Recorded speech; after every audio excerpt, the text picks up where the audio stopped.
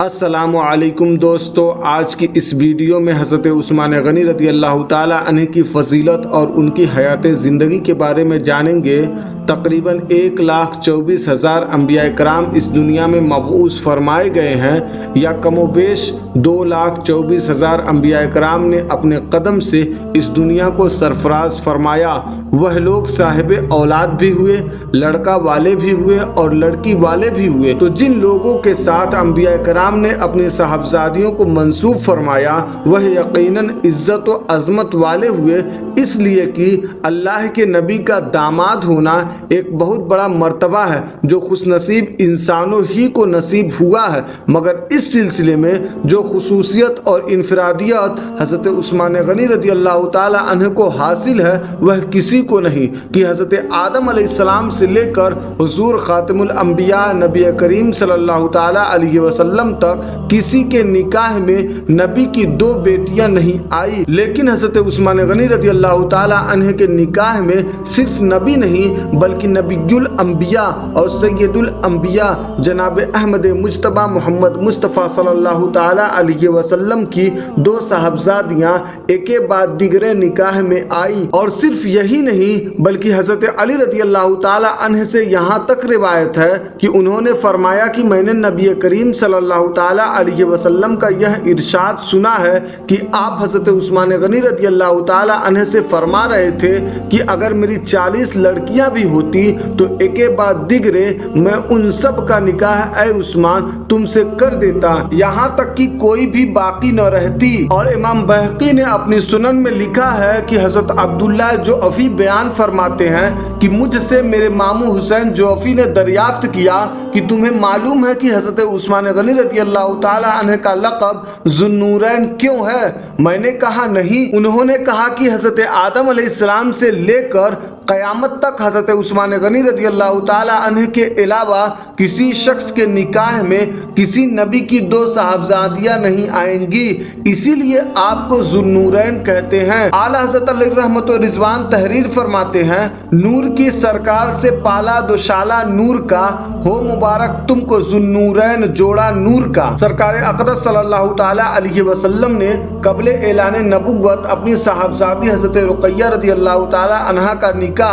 آپ سے کیا تھا، جو غزوہ بدر کے موقع پر بیمار تھی، اور انہی کی تیمارداری کے سبب حضرت عثمان غنی رضی اللہ تعالی عنہ اس جنگ میں شرکت نہیں فرما سکے، اور سید عالم صلی اللہ تعالی علیہ وسلم کی اجازت سے مدینہ طیبہ میں ہی رہ گئے، مگر چونکہ حضور نے حضرت عثمان غنی رضی اللہ تعالی عنہ کو بدر کے مال غنیمت سے حصہ عطا فرمایا تھا، اس لیے آپ بدریوں میں شمار کیے گئے۔ غزوہ بدر میں مسلمانوں کے فتح پانے کی خوشخبری لے کر جس وقت حضرت زید بن حارثہ رضی اللہ تعالی عنہ مدینہ منورہ پہنچے تو اس وقت حضرت رقیہ رضی اللہ تعالی عنہ کو دفن کیا جا رہا تھا۔ ان کے انتقال فرما جانے کے بعد حضور اکرم صلی اللہ تعالی علیہ وسلم نے اپنی دوسری صاحبزادی حضرت ام کلثوم رضی اللہ تعالی عنہا کا نکاح حضرت عثمان غنی رضی اللہ تعالی عنہ سے کر دیا، تو ان کا بھی 9 ہجری میں وصال ہو گیا۔ غرض کی اس طرح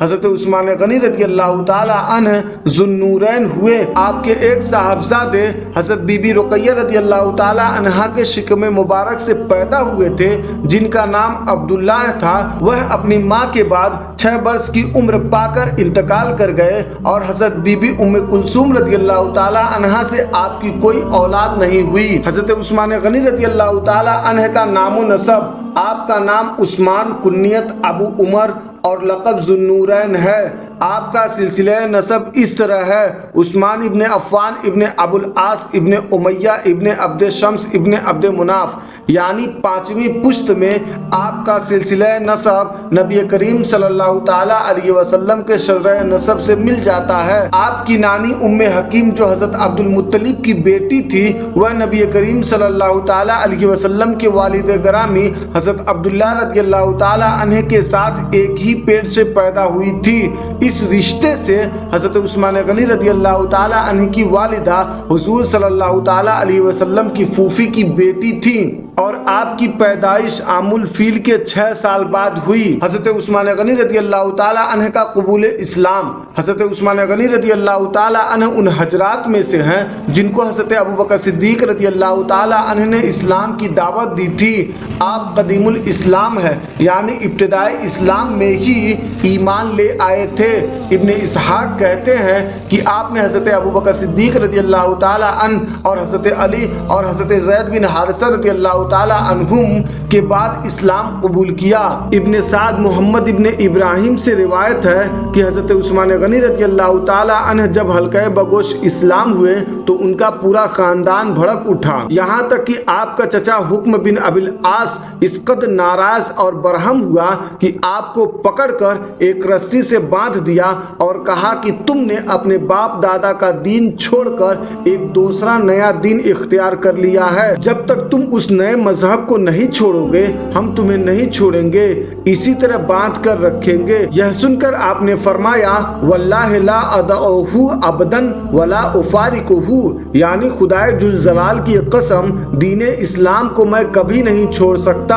اور نہ کبھی اس دولت سے دستبردار ہو سکتا ہوں۔ میرے جسم کے ٹکڑے ٹکڑے کر ڈالو، یہ ہو سکتا ہے، مگر دل سے دین اسلام نکل جائے یہ ہرگز نہیں ہو سکتا۔ حکم بن ابی العاص نے جب اس طرح آپ کا استقلال دیکھا تو مجبور ہو کر آپ رضی اللہ تعالی عنہ کو رہا کر دیا۔ حضرت عثمان غنی رضی اللہ تعالی عنہ کے حلیہ مبارک کے بارے میں ابن عساکر نے حضرت اسامہ ابن زید رضی اللہ تعالی عنہ سے روایت کرتے ہیں کہ وہ فرماتے ہیں کہ ایک بار نبی کریم صلی اللہ تعالی علیہ وسلم نے مجھے گوشت کا ایک بڑا پیالہ دے کر حضرت عثمان غنی رضی اللہ تعالی عنہ کے پاس بھیجا۔ جب میں آپ کے گھر میں داخل ہوا تو حضرت بی بی رقیہ رضی اللہ تعالی عنہ بھی بیٹھی ہوئی تھی۔ میں کبھی حضرت بی بی رقیہ رضی اللہ تعالی عنہ کے چہرے کی طرف دیکھتا تھا اور کبھی حضرت عثمان غنی رضی اللہ تعالی عنہ کی صورت کی طرف دیکھتا تھا۔ جب میں آپ کے گھر سے واپس ہو کر رسول اکرم صلی اللہ تعالی علیہ وسلم کی خدمت مبارکہ میں حاضر ہوا تو نبی کریم صلی اللہ تعالی علیہ وسلم نے مجھ سے دریافت فرمایا کہ اسامہ حضرت عثمان غنی رضی اللہ تعالی عنہ کے گھر کے اندر تم گئے تھے؟ میں نے عرض کیا یا رسول اللہ صلی اللہ تعالی علیہ وسلم جی ہاں میں گھر کے اندر گیا تھا۔ حضور صلی اللہ تعالی علیہ وسلم نے ارشاد فرمایا کیا تم نے ان میاں بیوی سے حسین و خوبصورت کسی میاں بیوی کو دیکھا ہے؟ میں نے عرض کیا یا رسول اللہ صلی اللہ تعالی علیہ وسلم کبھی نہیں دیکھا۔ اور یہ واقعہ غالباً آیت حجاب کے نازل ہونے سے پہلے کا ہے اور ابن عدی حضرت عائشہ صدیقہ رضی اللہ تعالی عنہ سے روایت کرتے ہیں، انہوں نے فرمایا کہ نبی کریم صلی اللہ تعالی علیہ وسلم نے حضرت عثمان غنی رضی اللہ تعالی عنہ کے ساتھ اپنی صاحبزادی حضرت ام کلثوم رضی اللہ تعالی عنہ کا نکاح کیا تو ان سے فرمایا کہ تمہارے شوہر حضرت عثمان غنی تمہارے دادا حضرت ابراہیم علیہ السلام اور تمہارے باپ حضرت محمد صلی اللہ تعالی علیہ وسلم سے شکل و صورت میں بہت مشابہ ہیں۔ حضرت عثمان غنی رضی اللہ تعالی عنہ کے حق میں بھی قرآن مجید کی آیت کریمہ نازل ہوئی ہیں۔ جنگ تبوک کا واقعہ ایسے وقت میں پیش آیا جبکہ مدینہ منورہ میں سخت قحط پڑا ہوا تھا، عام مسلمان بہت زیادہ تنگی میں تھے، یہاں تک کہ درخت کی پتیاں کھا کر لوگ گزارا کرتے تھے، اسی لیے اس جنگ کے لشکر کو جیش اسرا کہا جاتا ہے، یعنی تنگ دستی کا لشکر۔ ترمذی شریف میں حضرت عبد الرحمن ابن خباب رضی اللہ تعالی عنہ سے روایت ہے کہ وہ فرماتے ہیں کہ میں نبی کریم صلی اللہ تعالی علیہ وسلم کی خدمت میں اس وقت حاضر تھا جبکہ آپ جیش اسرا کی مدد کے لیے لوگوں کو جوش دلا رہے تھے۔ حضرت عثمان غنی رضی اللہ تعالی عنہ آپ کے پرجوش لفظ سن کر کھڑے ہوئے اور عرض کیا یا رسول اللہ صلی اللہ تعالی علیہ وسلم میں 100 اونٹ پالان اور سامان کے ساتھ خدا تعالی کی راہ میں پیش کروں گا۔ اس کے بعد پھر حضور اکرم صلی اللہ تعالی علیہ وسلم نے صحابہ کرام رضوان اللہ تعالی علیہم اجمعین کو سامان لشکر کے بارے میں ترغیب دی اور امداد کے لیے متوجہ فرمایا تو پھر حضرت عثمان غنی رضی اللہ تعالی عنہ کھڑے ہوئے اور عرض کیا یا رسول اللہ صلی اللہ تعالی علیہ وسلم वसल्लम, मैं 200 ऊंट माल साजो सामान अल्लाह ताला के रास्ते में नज़्र करूंगा। उसके बाद फिर नबी करीम सल्लल्लाहु ताला अलैहि वसल्लम ने सामान जंग की दुरुस्तगी और फराहमी की तरफ मुसलमानों को रगबत दिलाई। फिर हजरत उस्मान गनी रज़ी अल्लाह ताला अन्हु खड़े हुए और अर्ज किया, या रसूलल्लाह सल्लल्लाहु ताला अलैहि वसल्लम, मैं 300 ऊंट पालान और सामान के साथ खुदा ताला की राह में हाजिर करूंगा। हदीस के रावी हजरत अब्दुर्रहमान इब्न खब्बान रज़ी अल्लाह ताला अन्हु फरमाते हैं, मैंने देखा कि नबी करीम सल्लल्लाहु ताला अलैहि वसल्लम मिंबर से उतरते जाते थे और फरमाते जाते थे, मा अला उस्मान मा अमिला बादा हाज़िही, मा अला उस्मान मा अमिला बादा हाज़िही, यानी एक ही जुमला को हुजूर नबी करीम सल्लल्लाहु ताला अलैहि वसल्लम ने 2 बार फरमाया। इस जुमले का मतलब यह है कि अब उस्मान को वह अमल कोई नुकसान नहीं पहुंचाएगा जो इसके बाद करेगा। और तफसीर खाजिन में है कि हजरत उस्मान गनी रज़ी अल्लाह ताला अन्हु ने जैसे उसरा की इस तरह मदद फरमाई कि 1000 ऊंट साजो सामान के साथ पेश फरमाया और 1000 दीनार भी चंदा दिया। और हजरत अब्दुर्रहमान इब्न औफ रज़ी अल्लाह ताला अन्हु ने सदका के 4000 दिरहम बारगाह रिसालत में पेश किए। तो उन दोनों हजरात के बारे में यह आयत करीमा नाजिल हुई, अल्लज़ीना युनफ़िक़ूना अम्वालहुम फ़ी सबीलिल्लाह। यह पूरी आयत इन दोनों हजरात के बारे में नाजिल हुई। और सदरुल अफाजिल मौलाना सैयद मोहम्मद नईमुद्दीन साहब मुरादाबादी रहमतुल्लाह ताला अलैह ने भी अपनी तफसीर खज़ाइनुल इरफान में तहरीर फरमाया है कि यह आयत मुबारका हजरत उस्मान गनी रज़ी अल्लाह ताला अन्हु और हजरत अब्दुर्रहमान इब्न औफ रज़ी अल्लाह ताला अन्हु के हक में नाजिल हुई। और हजरत सहल बिन साद रज़ी अल्लाह ताला अन्हु से रिवायत है कि एक रोज नबी करीम सल्लल्लाहु ताला अलैहि वसल्लम, हजरत अबू बकर सिद्दीक और हजरत उमर फारूक और हजरत उस्मान गनी रज़ी अल्लाह ताला अन्हुम उहद पहाड़ पर थे। एकाएक वह हिलने लगा तो नबी करीम सल्लल्लाहु ताला अलैहि वसल्लम ने फरमाया, उसबुत उहद मा अलैका इल्ला नबियुन और सिद्दीकुन और शहीदान, यानी ए उहद तू ठहर जा, तेरे ऊपर सिर्फ एक नबी या सिद्दीक या 2 शहीद हैं। इस हदीस शरीफ से मालूम हुआ कि सैयद आलम सल्लल्लाहु ताला अलैहि वसल्लम पहाड़ों पर भी अपना हुक्म नाफिज फरमाते थे। और यह भी साबित हुआ कि खुदा ताला ने आपको इल्म गैब अता फरमाया था कि बरसों पहले हजरत उमर फारूक रज़ी अल्लाह ताला अन्हु और हजरत उस्मान गनी रज़ी अल्लाह ताला अन्हु के शहीद होने के बारे में हुजूर खबर दे रहे हैं। इसीलिए तो आला हजरत अलैहि रहमतुर रिजवान फरमाते हैं, और कोई गैब क्या तुमसे नेहा हो भला, जब न खुदा ही छुपा तुम पे करोड़ों दरूद। और हजरत उस्मान गनी रज़ी अल्लाह ताला अन्हु खूब जानते थे कि नदी का बहता हुआ धारा रुक सकता है, दरख्त अपनी जगह से हट सकता है, बल्कि पहाड़ भी अपनी जगह से टल सकता है, मगर अल्लाह के हबीब सल्लल्लाहु ताला अलैहि वसल्लम का फरमान नहीं टल सकता। इसीलिए आप अपनी शहादत का इंतजार फरमाते रहे। तो यह और उनके अलावा दूसरे लोग जो अपनी शहादत के मुंतजिर थे, जैसे कि दूल्हा दुल्हन अपनी शादी की तारीख के मुंतजिर होते हैं, तो उनके हक में यह आयत करीमा नाजिल हुई, फमिनहुम मन क़दा नहबहु व मिनहुम मन यंतज़िर, यानी तो उनमें से वह है जो अपनी मन्नत पूरी कर चुका, जैसे हजरत हमजा और मुसअब रज़ी अल्लाह ताला अन्हुमा कि यह लोग जिहाद पर साबित रहे यहाँ तक कि जंग उहद में शहीद हो गए। और उनमें से कोई वह है जो अपनी शहादत का इंतजार कर रहा है, जैसे हजरत उस्मान गनी रज़ी अल्लाह ताला अन्हु और हजरत तलहा रज़ी अल्लाह ताला अन्हुमा। और हजरत अल्लामा इस्माइल हक़ी रहमतुल्लाह ताला अलैह फरमाते हैं कि मदीना मुनव्वरा में एक मुनाफिक रहता था। उसका दरख्त एक अंसारी पड़ोसी के मकान पर झुका हुआ था, जिसका फल उनके मकान में गिरता था। अंसारी ने सरकार दो आलम सल्लल्लाहु ताला अलैहि वसल्लम से उनका जिक्र किया। उस वक्त तक मुनाफिक का निफाक लोगों पर जाहिर नहीं हुआ था। हुजूर अनवर सल्लल्लाहु ताला अलैहि वसल्लम ने उससे फरमाया कि तुम दरख्त अंसारी के हाथ से बेच डालो, उसके बदले तुम्हें जन्नत का दरख्त मिलेगा। मगर मुनाफिक ने انصاری کو درخت دینے سے انکار کر دیا۔ جب اس واقعہ کی خبر حضرت عثمان غنی رضی اللہ تعالی عنہ کو ہوئی کہ منافق نے حضور انور صلی اللہ تعالی علیہ وسلم کے فرمان کو منظور نہیں کیا، تو آپ نے پورا ایک باغ دے کر درخت کو اس سے خرید لیا اور انصاری کو دے دیا۔ اس پر حضرت عثمان غنی رضی اللہ تعالی عنہ کی تعریف اور منافق کی برائی میں یہ آیت کریمہ نازل ہوئی۔ سَيَذَّكَّرُ مَن يَخْشَىٰ وَيَتَجَنَّبُهَا الْأَشْقَىٰ الَّذِي يَصْلَى النَّارَ الْكُبْرَىٰ ثُمَّ لَا يَمُوتُ فِيهَا وَلَا يَحْيَىٰ۔ عنقریب نصیحت مانے گا جو ڈرتا ہے، اور اس سے وہ بڑا بدبخت دور رہے گا جو سب سے بڑی آگ میں جائے گا، پھر نہ اس میں مرے اور نہ جیے۔ اس آیت مبارکہ میں من یخشا سے مراد حضرت عثمان غنی رضی اللہ تعالی عنہ ہیں، اور الاسقا سے مراد اس درخت کا مالک منافق ہے۔ حضرت عثمان غنی رضی اللہ تعالی عنہ کے فضائل و مناقب میں بہت سی حدیثیں بھی وارد ہیں۔ ترمذی اور ابن ماجہ میں حضرت مرہ بن کعب رضی اللہ تعالی عنہ سے روایت ہے کہ وہ فرماتے ہیں کہ نبی کریم صلی اللہ تعالی علیہ وسلم زمانہ آئندہ میں ہونے والے فتنوں کا ذکر فرما رہے تھے کہ اتنے میں ایک صاحب سر پر کپڑا ڈالے ہوئے ادھر سے گزرے تو حضور انور صلی اللہ تعالی علیہ وسلم نے فرمایا یہ شخص اس روز ہدایت پر ہوگا۔ حضرت مرہ رضی اللہ تعالی عنہ فرماتے ہیں کہ حضور سے یہ الفاظ سن کر میں اٹھا اور اس شخص کی طرف گیا تو دیکھا کہ وہ حضرت عثمان غنی رضی اللہ تعالی عنہ ہیں۔ پھر میں نے حضور انور صلی اللہ تعالی علیہ وسلم کی طرف ان کا رخ کیا اور پوچھا کیا یہ شخص ان فتنوں میں ہدایت پر ہوں گے؟ تو حضور نے ارشاد فرمایا ہاں یہی۔ اور ترمذی میں حضرت عبداللہ ابن عمر رضی اللہ تعالی عنہ سے روایت ہے کہ وہ فرماتے ہیں کہ رسول اکرم صلی اللہ تعالی علیہ وسلم نے مستقبل میں ہونے والے فتنوں کا ذکر کیا تو ارشاد فرمایا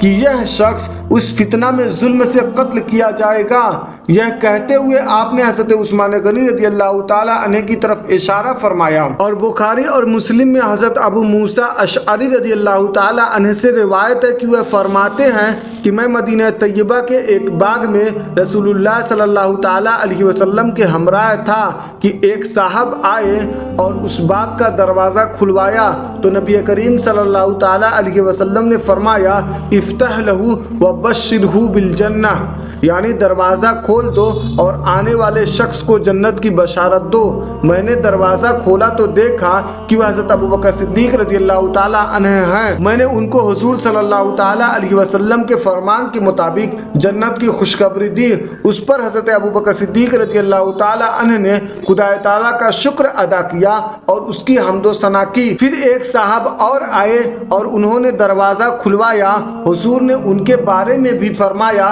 افتح لہ وبشرہ بالجنہ، یعنی ان کے لیے بھی دروازہ کھول دو اور ان کو بھی جنت کی بشارت دو۔ میں نے دروازہ کھولا تو دیکھا کہ وہ عمر رضی اللہ تعالی عنہ ہیں۔ میں نے ان کو نبی کریم صلی اللہ تعالی علیہ وسلم کی خوشخبری سے مطلع کیا۔ انہوں نے خدا عز و جل کی حمد و ثنا کی اور اس کا شکر ادا کیا۔ پھر تیسرے صاحب نے دروازہ کھلوایا تو نبی کریم صلی اللہ تعالی علیہ وسلم نے مجھ سے فرمایا افتح لہ وبشرہ بالجنۃ علی بلویٰ تصیبہ،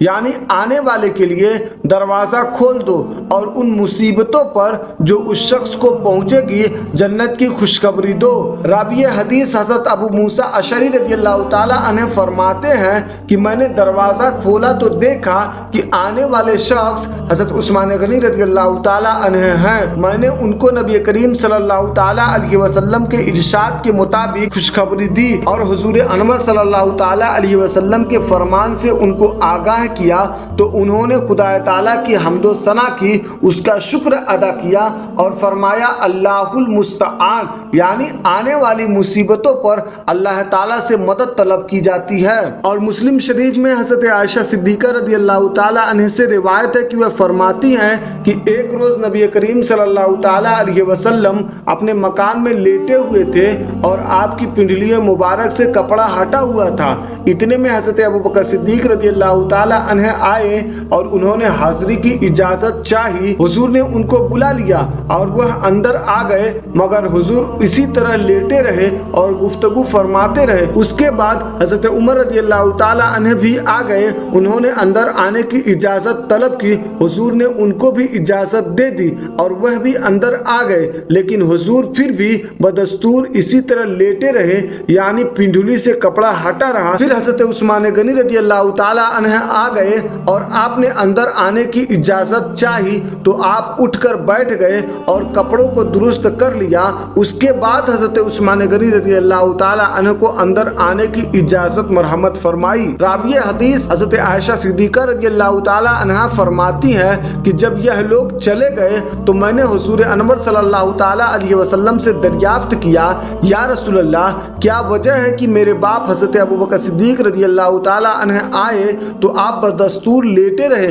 پھر حضرت عمر فاروق رضی اللہ تعالی عنہ آئے مگر آپ بدستور لیٹے رہے اور جنبش نہیں فرمائی، لیکن جب حضرت عثمان غنی رضی اللہ تعالی عنہ آئے تو آپ اٹھ کر بیٹھ گئے اور کپڑوں کو درست کر لیا۔ حضرت عائشہ صدیقہ رضی اللہ تعالی عنہا کے اس سوال کے جواب میں سرکار دو عالم صلی اللہ تعالی علیہ وسلم نے ارشاد فرمایا، الا استحی من رجل تستحی منہ الملائکہ، یعنی میں اس شخص سے حیا نہ کروں جس سے فرشتے بھی حیا کرتے ہیں۔ سبحان اللہ۔ حضرت عثمان غنی رضی اللہ تعالی عنہ کا درجہ کیا ہی بلند و بالا اور عظمت والا ہے کہ فرشتے آپ سے حیا کرتے ہیں، یہاں تک کہ سید الانبیاء نبی کریم صلی اللہ تعالی علیہ وسلم بھی آپ سے حیا فرماتے ہیں۔ اور ترمذی شریف میں حضرت انس رضی اللہ تعالی عنہ سے روایت ہے کہ وہ فرماتے ہیں کہ جب نبی کریم صلی اللہ تعالی علیہ وسلم نے مقام حدیبیہ میں بیعت رضوان کا حکم فرمایا، اس وقت حضرت عثمان غنی رضی اللہ تعالی عنہ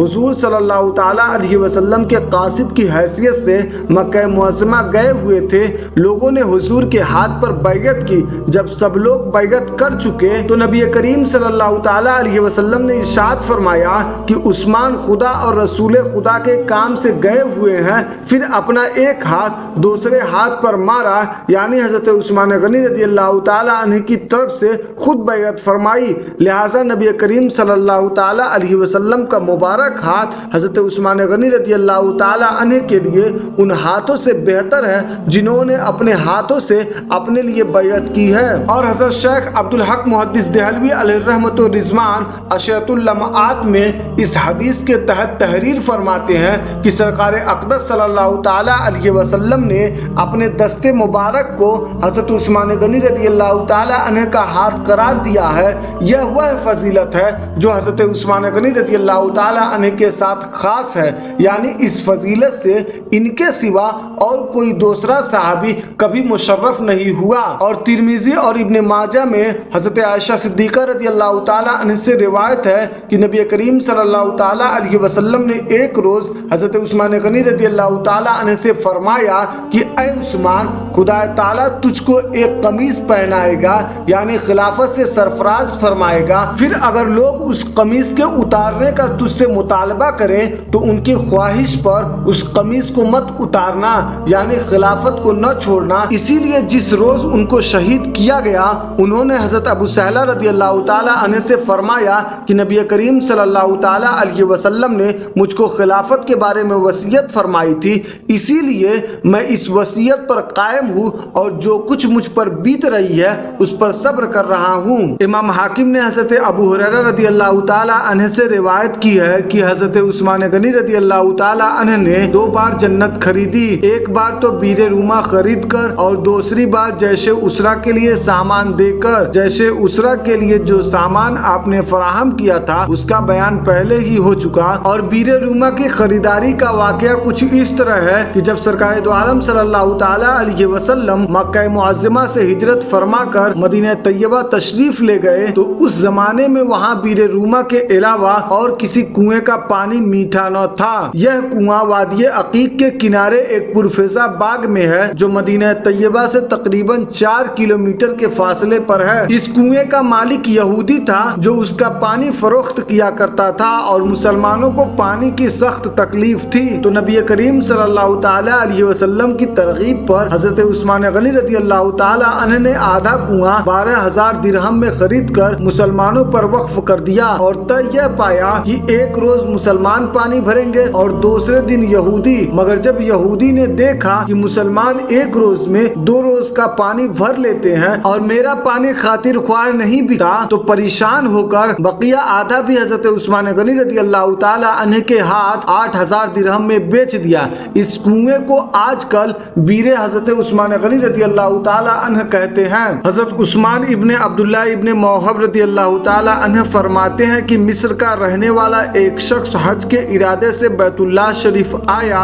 اس نے ایک جگہ کچھ لوگوں کو بیٹھے ہوئے دیکھا تو پوچھا کہ یہ کون لوگ ہیں؟ جواب دیا گیا کہ یہ لوگ قریش ہیں۔ اس نے پوچھا کہ ان لوگوں کا شیخ کون ہے؟ جواب دیا گیا کہ ان لوگوں کے شیخ حضرت عبداللہ ابن عمر رضی اللہ تعالی عنہ ہیں۔ اب اس نے حضرت ابن عمر رضی اللہ تعالی عنہ کی طرف متوجہ ہو کر کہا کہ اے ابن عمر، میں کچھ سوال کرنا چاہتا ہوں، آپ اس کا جواب دیں۔ کیا آپ کو معلوم ہے کہ عثمان احد کی جنگ سے بھاگ گئے تھے؟ حضرت ابن عمر رضی اللہ تعالی عنہ نے فرمایا کہ ہاں ایسا ہوا تھا۔ پھر اس شخص نے دریافت کیا، کیا آپ کو معلوم ہے کہ بدر کی لڑائی سے عثمان غائب تھے اور معرکہ بدر میں وہ شریک نہ ہوئے تھے؟ حضرت ابن عمر نے جواب دیا کہ ہاں وہ بدر کے معرکے میں موجود نہ تھے۔ پھر اس شخص نے پوچھا، کیا آپ کو معلوم ہے کہ عثمان بیعت رضوان کے موقع پر بھی غائب تھے اور اس میں شریک نہ ہوئے تھے؟ حضرت ابن عمر نے جواب دیا کہ ہاں وہ بیعت رضوان کے موقع پر بھی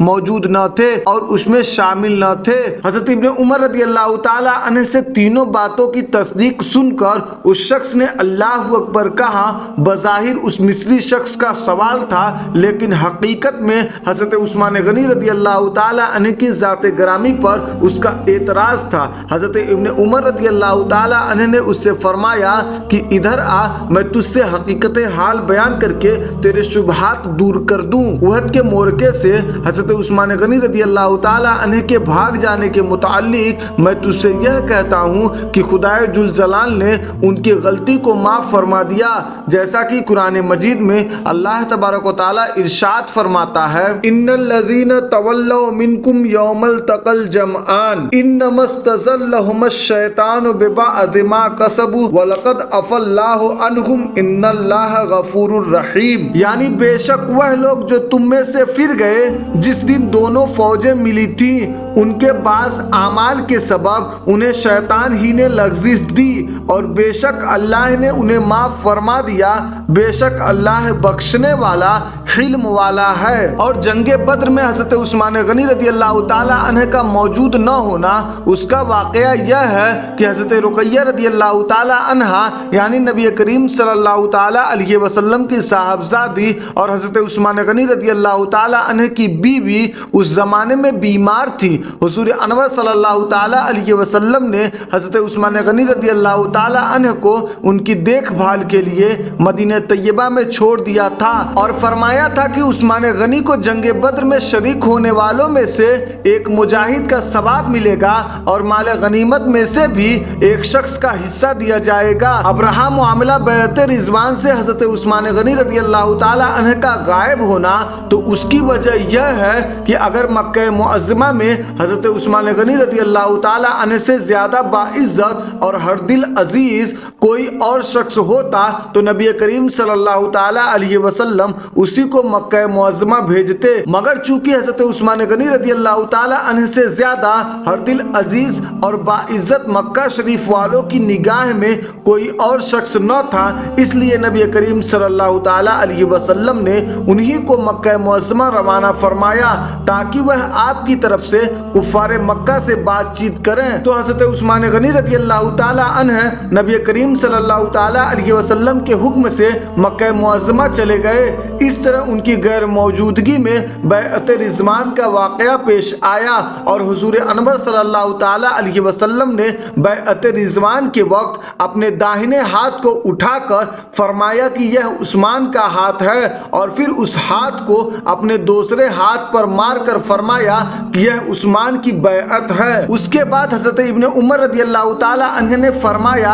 कि अभी जो मैंने तेरे सामने बयान किया है तू उसको ले जा कि यही तेरे सवालात के मुकम्मल जवाबात हैं। हज़रत उस्मान गनी रज़ी अल्लाह ताला अन्हु की खिलाफत के बारे में हज़रत अल्लामा जलालुद्दीन सुयूती रहमतुल्लाह ताला अलैह अपनी मशहूर किताब तारीखुल खुलफा में तहरीर फरमाते हैं कि जब हज़रत उमर फारूक रज़ी अल्लाह ताला अन्हु की जख्मी होने के बाद तबीयत और ज्यादा नासाज हो गई तो लोगों ने आपसे अर्ज किया, या अमीरुल मोमिनीन, आप हमें कुछ वसीयत फरमाइए और खिलाफत के लिए किसी का इंतखाब फरमा दीजिए। तो हज़रत उमर फारूक रज़ी अल्लाह ताला अन्हु ने इरशाद फरमाया कि खिलाफत के लिए अलावा इन 6 सहाबा के जिनसे नबी करीम सल्लल्लाहु ताला अलैहि वसल्लम राजी और खुश रहकर इस दुनिया से तशरीफ ले गए हैं, मैं किसी और को मुस्तहिक नहीं समझता हूँ। फिर आपने हज़रत उस्मान, हज़रत अली, हज़रत तलहा, हज़रत जुबैर, हज़रत अब्दुर्रहमान इब्न औफ, हज़रत साद इब्न अबी वक्कास रज़ी अल्लाह ताला अलैहिम अजमईन के नाम लिए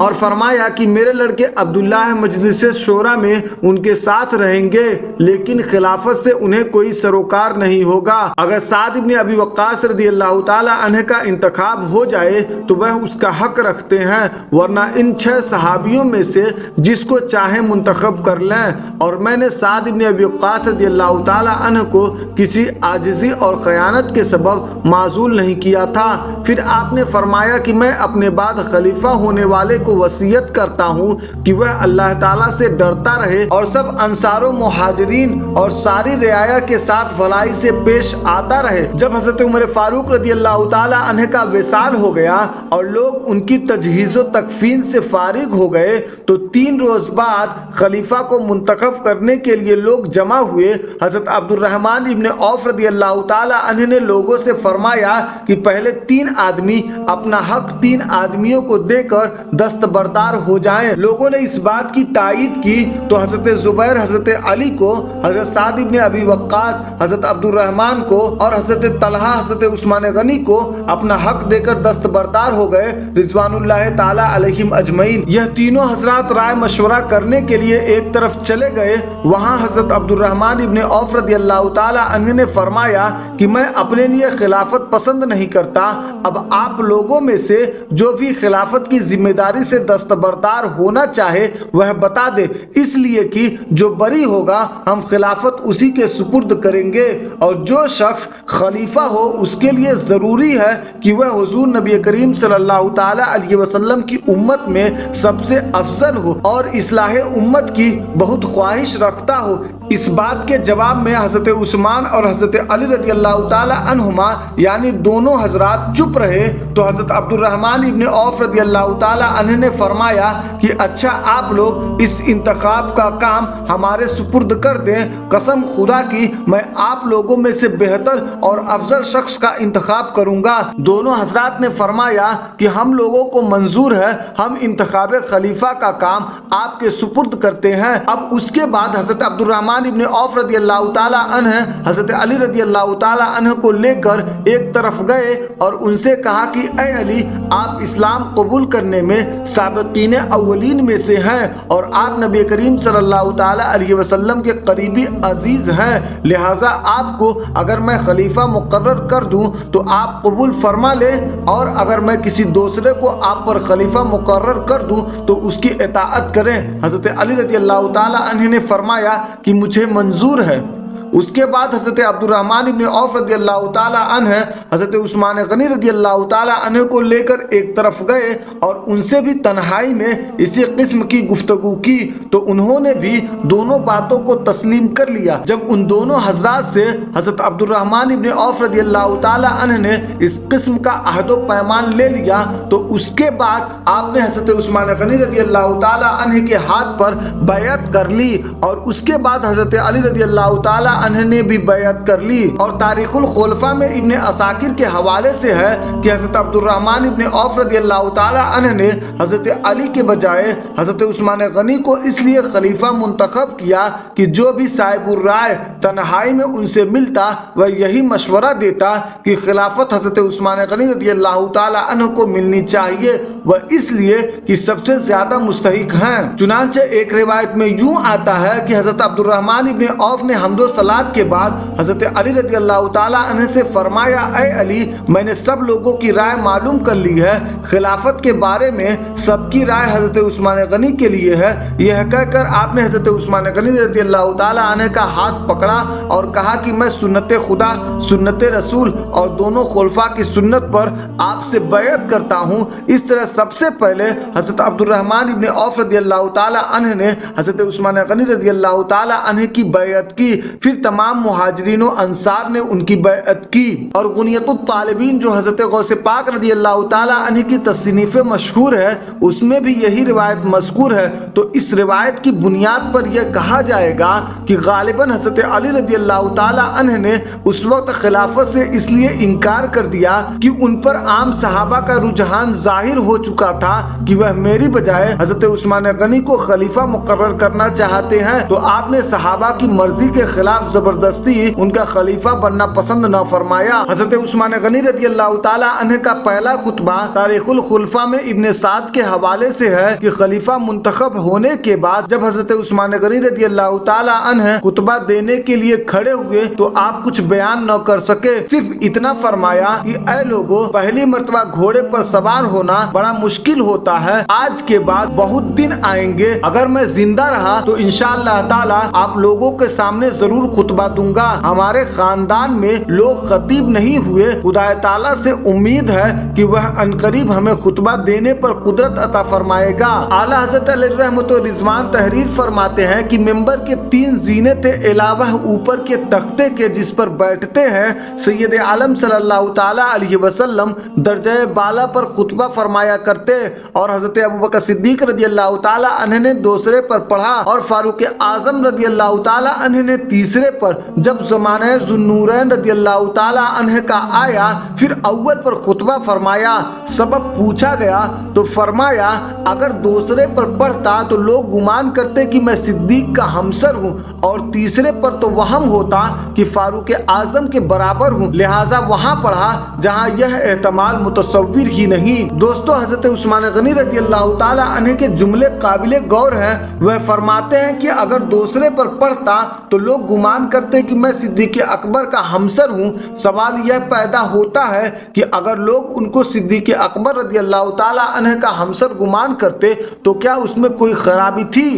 بے شک خرابی تھی، اس لیے کہ حضرت عثمان غنی رضی اللہ تعالی عنہ کو یہ ہرگز منظور نہیں تھا کہ لوگ ان کو صدیق اکبر رضی اللہ تعالی عنہ کا ہمسر گمان کرے۔ اسی طرح ان کو یہ بھی گوارا نہیں تھا کہ لوگ ان کے بارے میں وہم کریں کہ وہ فاروق اعظم کے برابر ہیں۔ اسی لیے فرمایا کہ اگر تیسرے پر پڑھتا تو وہم ہوتا کہ فاروق اعظم کے برابر ہوں۔ معلوم ہوا کہ حضرت عثمان غنی رضی اللہ تعالی عنہ کا حضرت ابوبکر صدیق اور حضرت عمر فاروق رضی اللہ تعالی عنہما سے برابری کا دعویٰ کرنا تو بہت دور کی بات ہے، ان کو اتنا بھی گوارا نہیں تھا کہ ان کے بارے میں کوئی یہ گمان کرے کہ وہ حضرات شیخین کے ہمسر و برابر ہیں۔ اسی لیے وہ سب سے اوپر والے درجہ پر خطبہ پڑھتے۔ پھر حضرت عثمان غنی رضی اللہ تعالی عنہ کا یہ جملہ بھی قابل توجہ ہے کہ میں نے وہاں خطبہ پڑھا جہاں یہ یعنی ہمسری و برابری کا احتمال متصور ہی نہیں۔ مطلب یہ ہوا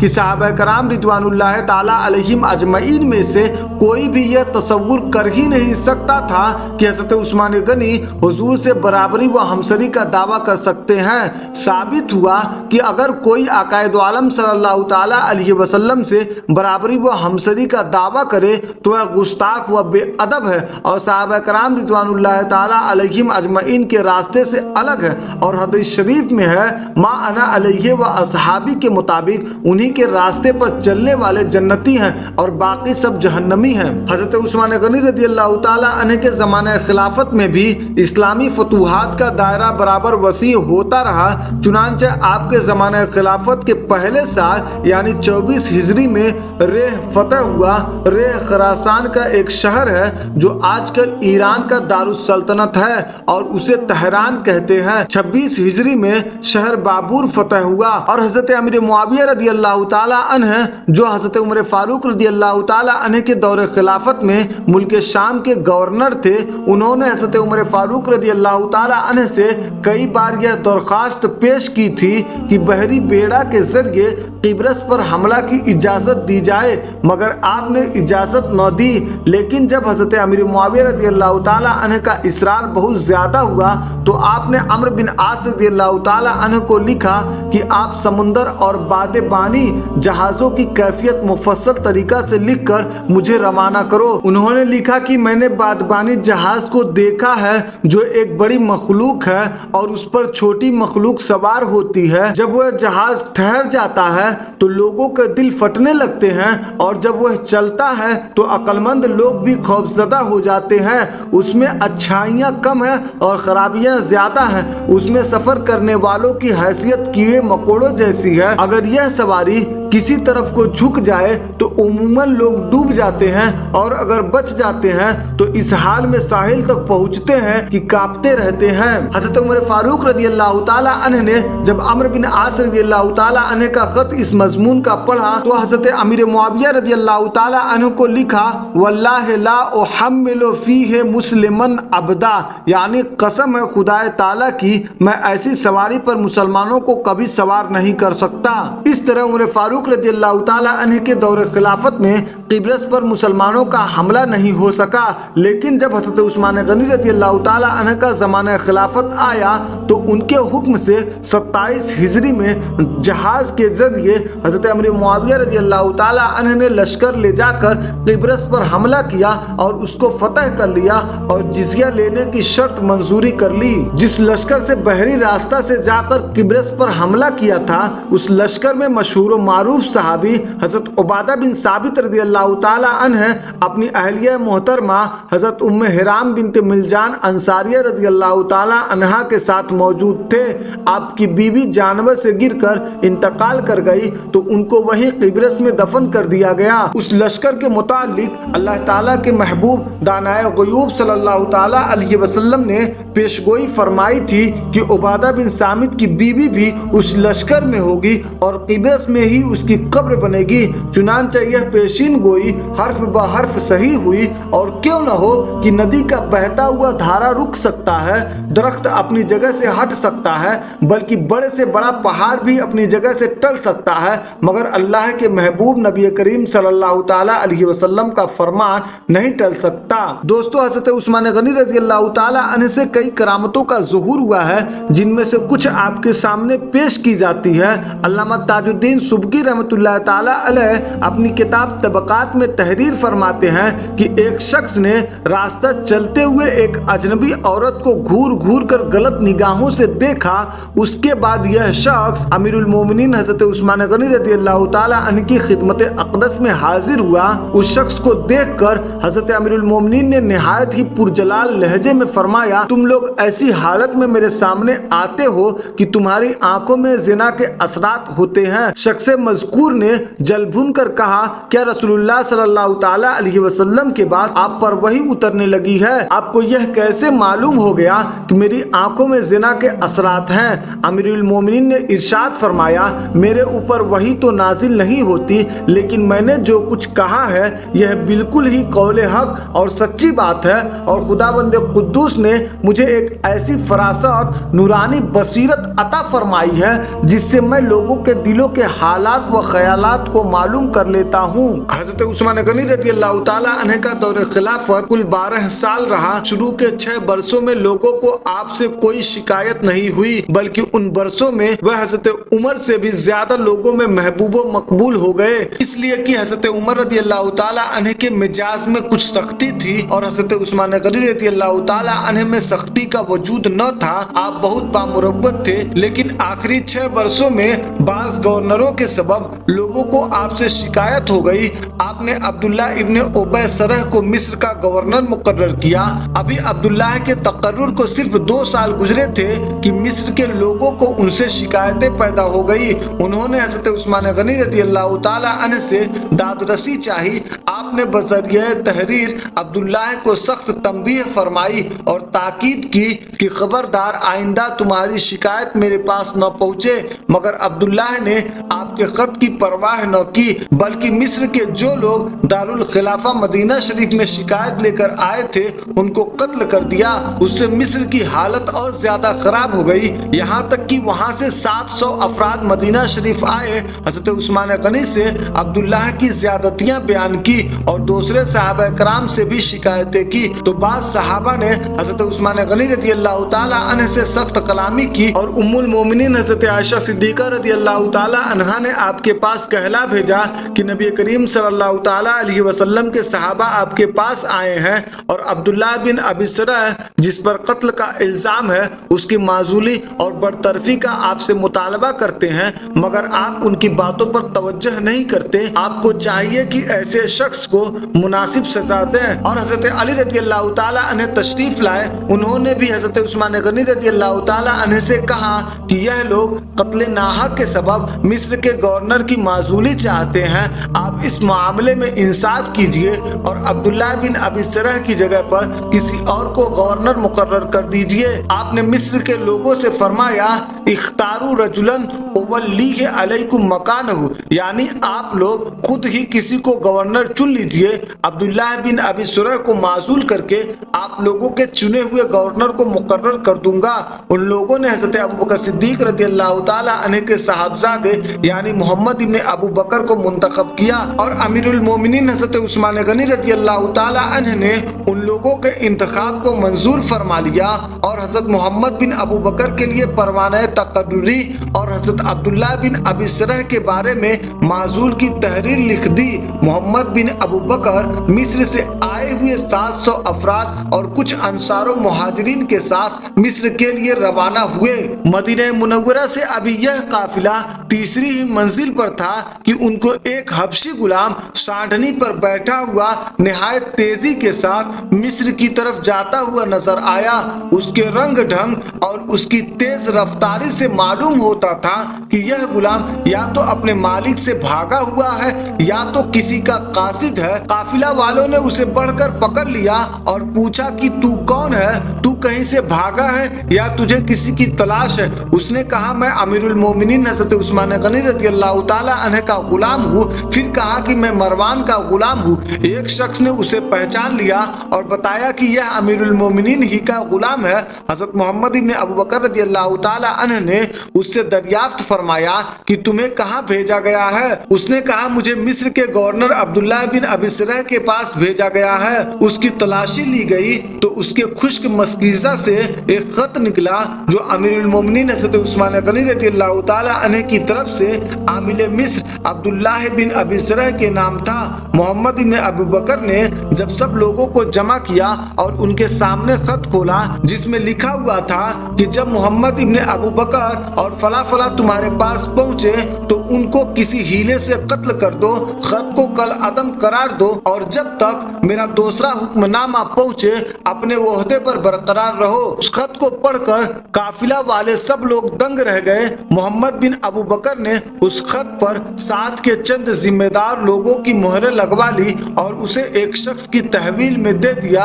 और सब लोग वहीं से मदीना मुनव्वरा को वापस हो गए। जब वहां पहुंचे तो हजरत अली, हजरत तलहा, हजरत जुबैर, हजरत साद और दीगर सहाबा कराम रिज़वानुल्लाह ताला अलैहिम अजमईन को इकट्ठा करके उनके सामने खत खोलकर सबको पढ़वाया और उस हबशी गुलाम السلام کا سارا واقعہ سنایا، اس پر سب لوگ بہت سخت برہم ہوئے اور تمام صحابہ کرام غیظ و غضب میں بھرے ہوئے اپنے اپنے گھروں کو واپس ہو گئے، مگر محمد ابن ابو بکر نے اپنے قبیلہ بنو تمیم اور مصریوں کے ساتھ حضرت عثمان غنی رضی اللہ تعالی عنہ کے گھر کو گھیر لیا۔ حضرت علی نے جب یہ صورتحال دیکھی تو حضرت طلحہ، حضرت زبیر، حضرت سعد، حضرت عمار اور دیگر صحابہ کرام رضوان اللہ تعالی علیہم اجمعین کے ساتھ امیر المومنین حضرت عثمان غنی رضی اللہ تعالی عنہ کے مکان پر تشریف لے گئے۔ ان کے ساتھ وہ خط، غلام اور اونٹنی بھی تھی جو راستے میں پکڑی گئی تھی۔ حضرت علی نے حضرت عثمان غنی رضی اللہ تعالی عنہ سے دریافت فرمایا کہ یہ غلام آپ کا ہے؟ انہوں نے فرمایا ہاں یہ میرا غلام ہے۔ پھر انہوں نے پوچھا کیا یہ اونٹنی بھی آپ کی ہے؟ انہوں نے جواب میں فرمایا ہاں یہ اونٹنی بھی ہماری ہے۔ پھر حضرت علی نے وہ خط پیش فرمایا اور پوچھا یہ خط آپ نے لکھا ہے؟ انہوں نے فرمایا نہیں، اور خدا تعالیٰ کی قسم کھا کر کہنے لگے کہ میں نے اس خط کو نہیں لکھا ہے، کسی کے لکھنے کا حکم بھی نہیں دیا ہے اور مجھے اس کے بارے میں کوئی علم بھی نہیں ہے۔ حضرت علی رضی اللہ تعالی عنہ نے فرمایا بڑے تعجب کی بات ہے کہ اونٹنی آپ کی، خط پر مہر بھی آپ کی، جسے آپ ہی کا غلام یہاں سے لے کر جا رہا تھا، مگر آپ کو کوئی علم نہیں۔ تو پھر حضرت عثمان غنی رضی اللہ تعالی عنہ نے اللہ تعالیٰ کی قسم کھا کر فرمایا کہ نہ میں نے اس خط کو لکھا ہے، نہ کسی سے لکھوایا ہے، اور نہ میں نے غلام کو یہ خط دے کر مصر کی طرف روانہ کیا ہے۔ جب حضرت عثمان غنی نے قسم کھا کر اپنی براءت ظاہر فرمائی تو ہر شخص کو یقین ہو گیا کہ ان کا دامن اس جرم سے پاک ہے۔ لوگوں نے تحریر کو بغور دیکھا تو یہ خیال قائم کیا کہ تحریر مروان کی ہے اور ساری شرارت اسی کی ذات سے ہے۔ مروان اس وقت امیر المومنین کے مکان میں موجود تھا۔ لوگوں نے اس سے کہا کہ آپ اسے ہمارے حوالے کر دیجئے۔ آپ نے انکار کیا، اس لیے وہ لوگ غیظ و غضب میں بھرے ہوئے تھے، مروان کو سزا دیتے اور اسے قتل کر دیتے، حالانکہ تحریر سے یقین کامل نہیں ہوتا، اس لیے کہ الخط یشبہ الخط، یعنی ایک تحریر دوسری تحریر کے مشابہ ہوتی ہے، تو انہیں مروان کی تحریر ہونے کا صرف شبہ تھا۔ بہرحال جب حضرت عثمان غنی نے مروان کو لوگوں کے حوالے کرنے سے انکار کر دیا تو صحابہ کرام ان کے یہاں سے اٹھ کر چلے گئے اور آپس میں یہ کہہ رہے تھے کہ حضرت عثمان کبھی جھوٹی قسم نہیں کھا سکتے، مگر کچھ لوگ یہ بھی کہہ رہے تھے کہ وہ شک سے بری نہیں ہو سکتے جبکہ مروان کو ہمارے سپرد نہ کر دیں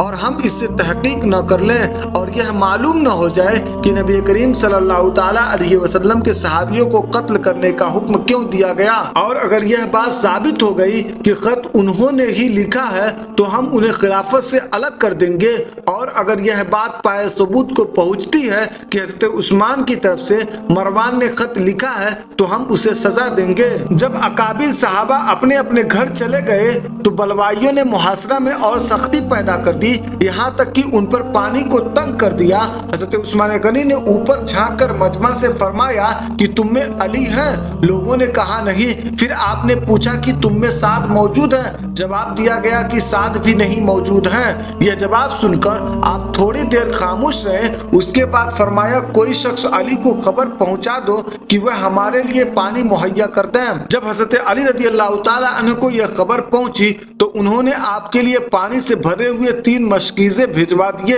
مگر وہ پانی بمشکل تمام آپ تک پہنچا کہ اس کے سبب بنو ہاشم اور بنی امیہ کے کئی غلام زخمی ہو گئے۔ اس واقعے سے حضرت علی رضی اللہ تعالی عنہ کو اس بات کا اندازہ ہو گیا کہ لوگ حضرت عثمان غنی رضی اللہ تعالی عنہ کو قتل کرنا چاہتے ہیں، تو آپ نے اپنے دونوں صاحبزادگان یعنی حضرت امام حسن اور حضرت امام حسین رضی اللہ تعالی عنہما سے فرمایا کہ تم دونوں اپنی اپنی تلواریں لے کر حضرت عثمان غنی رضی اللہ تعالی عنہ کے دروازے پر جاؤ، پہرے داروں کی طرح ہوشیار کھڑے رہو اور خبردار کسی بھی بلوائی کو اندر ہرگز نہ جانے دینا۔ اسی طرح حضرت طلحہ، حضرت زبیر اور دیگر صحابہ کرام رضوان اللہ تعالی علیہم اجمعین نے اپنے اپنے صاحبزادگان کو امیر المومنین کے دروازے پر بھیج دیا، جو برابر نہایت مستعدی کے ساتھ ان کی حفاظت کرتے رہے۔ محمد بن ابو بکر نے جب دیکھا کہ دروازہ پر ایسا سخت پہرا ہے کہ اندر پہنچنا بہت مشکل ہے تو انہوں نے حضرت उस्मान गनी रज़ी अल्लाह ताला अन्हु पर तीर चलाना शुरू किया, जिसमें से एक तीर हजरत इमाम हसन को लग गया और आप जख्मी हो गए। एक तीर मरवान को भी लगा, मोहम्मद बिन तलहा भी जख्मी हो गए और एक तीर से हजरत अली के गुलाम कंबर भी जख्मी हो गए। मोहम्मद बिन अबू बकर ने जब उन लोगों को जख्मी देखा तो उनको खौफ लाहिक हुआ कि बनी हाशिम अगर हजरत हसन और दूसरे लोगों को जख्मी देख लेंगे तो वह बिगड़ जाएंगे, इस तरह एक नई मुसीबत पैदा हो जाएगी। लिहाजा उन्होंने दो आदमियों को हाथ पकड़कर उनसे कहा कि अगर बनु हाशिम इस वक्त आ गए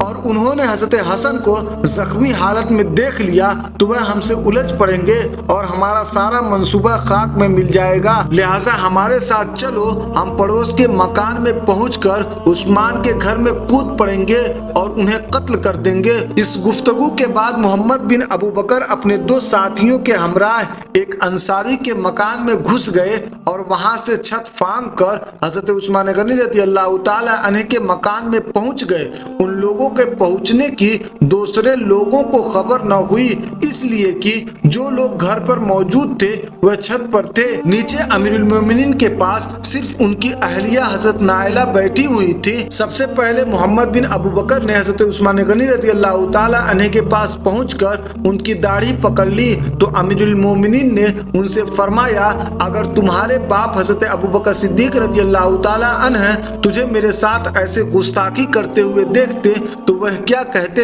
इस बात को सुनकर मोहम्मद बिन अबू बकर ने उनकी दाढ़ी छोड़ दी, लेकिन इसी दरमियान में उनके दोनों साथी आ गए जो अमीरुल मोमिनीन पर झपट पड़े और उनको निहायत बेदर्दी के साथ शहीद कर दिया। इन्ना लिल्लाहि व इन्ना इलैहि राजिऊन। जब हजरत उस्मान गनी रज़ी अल्लाह ताला अन्हु पर हमला हुआ और दुश्मन उनको शहीद कर रहे थे, उस वक्त आपकी अहलिया मोहतरमा हजरत नाइला रज़ी अल्लाह ताला अन्हा बहुत चीखी चिल्लाई, लेकिन बलवाइयों ने चूंकि बड़ा शोर गोर मचा रखा था इसलिए आपकी चीखों पुकार किसी को नहीं सुनाई दी। आपकी शहादत के बाद वह कोठे पर गई और लोगों को बताया कि अमीरुल मोमिनीन शहीद कर दिए गए। लोगों ने नीचे उतर कर देखा तो हजरत उस्मान गनी रज़ी अल्लाह ताला अन्हु का पूरा जिस्म खून आलूद था और उनकी रूह परवाज कर चुकी थी। बाज़ रिवायतों में है कि शहादत के वक्त हजरत उस्मान गनी रज़ी अल्लाह ताला अन्हु कुरान मजीद की तिलावत फरमा रहे थे। जब तलवार लगी तो आयत करीमा फसयकफीकहुमुल्लाह पर खून के चंद कतरात पड़े और आपकी बीबी साहिबा हजरत नाइला रज़ी अल्लाह ताला अन्हा ने तलवार के वार को जब अपने हाथों से रोका तो उनकी उंगलियां कट गई। जब हजरत अली,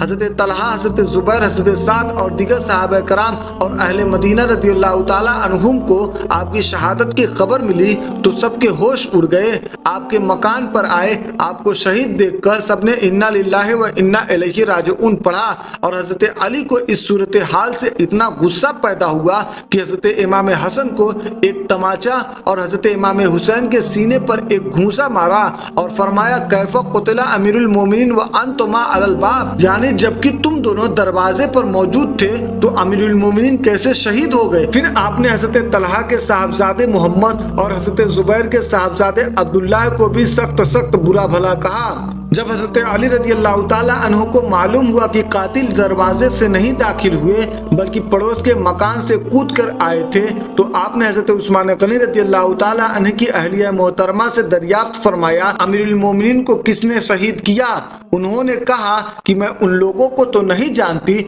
जिन्होंने अमीरुल मोमिनीन को शहीद किया, अलबत्ता उनके साथ मोहम्मद बिन अबू बकर थे जिन्होंने अमीरुल मोमिनीन की दाढ़ी भी पकड़ी थी। हजरत अली ने मोहम्मद बिन अबू बकर को बुलाकर कत्ल के बारे में उनसे दरियाफ्त फरमाया तो उन्होंने कहा कि हजरत नाइला सच कहती हैं, बेशक मैं घर के अंदर जरूर दाखिल हुआ था और कत्ल का इरादा भी किया था, लेकिन जब उन्होंने मेरे बाप हजरत अबू बकर सिद्दीक रज़ी अल्लाह ताला अन्हु का तज़किरा किया तो मैं उनको छोड़कर हट गया। मैं अपने उस फेले नादिम पर शर्मिंदा हूँ और अल्लाह तबारक व तआला से तौबा व इस्तिग़फ़ार करता हूँ। खुदा की कसम मैंने उनको कत्ल नहीं किया। इब्ने असाकिर ने किनाना वगैरह से रिवायत किया है कि हजरत उस्मान गनी रज़ी अल्लाह ताला अन्हु को جس نے شہید کیا وہ مصر کا رہنے والا تھا اور اس کی آنکھیں نیلی تھی اور اس کا نام حمار تھا۔ اور بعض مورخین نے لکھا ہے کہ آپ کے قاتل کا نام اسود تھا اور بہت ممکن بھی ہے کہ محمد بن ابو بکر کے ساتھ دو پلوائی جو آپ کے مکان میں کودے تھے ان میں سے ایک کا نام حمار اور دوسرے کا نام اسود رہا ہو۔ حضرت عثمان غنی رضی اللہ تعالیٰ عنہ 35 ہجری ماہ ذی الحجہ کے ایام تشریق میں شہید ہوئے جبکہ آپ کی عمر 82 سال کی تھی، اور آپ کی جنازے کی نماز حضرت زبیر رضی اللہ تعالیٰ عنہ نے پڑھائی اور آپ حشر کوکب کے مقام پر جنت البقیع میں دفن کیے گئے۔